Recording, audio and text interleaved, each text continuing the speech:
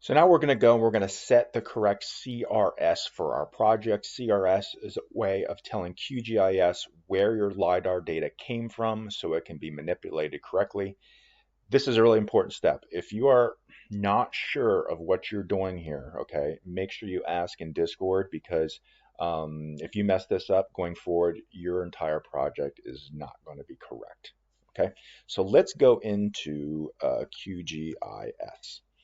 So inside of QGIS, what we need to do this is, first of all, we need to open up our LiDAR data in another window. And if you recall, we downloaded this in the LiDAR download section, and you should have put it in the LiDAR here. Now, if you have digital elevation model data, it'll be in this folder like mine is. If you download LAS, it'll be in your LAS folder. So same thing, if it's in LAS, you're going to do the same thing I'm doing for my DEM, okay, which is I'm going to open up this up, and I'm going to drag this over into my project. And now you'll see when I do this, I can click on this tile that got downloaded into my hierarchy.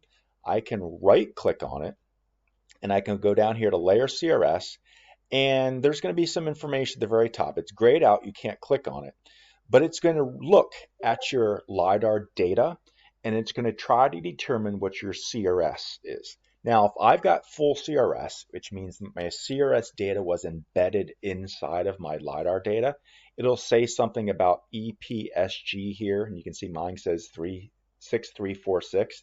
That means I've got full LiDAR.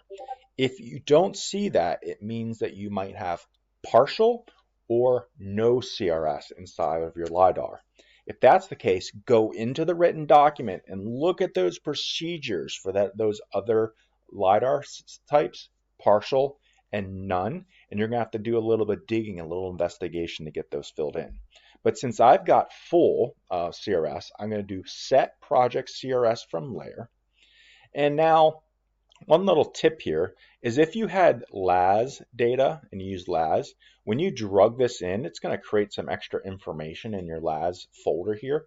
You can delete the extra information. Don't delete your tiles, but you can delete, there's a little bit of folder, some files created. You can delete those, completely optional.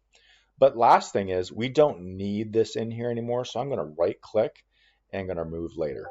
Basically, the only thing we did, we just used this to set our CRS. Now, if I come up here to project and I go down here to properties, you can see, where is it? My folder properties here, this is where my data is being set at now. Okay, so Oakmont is right here.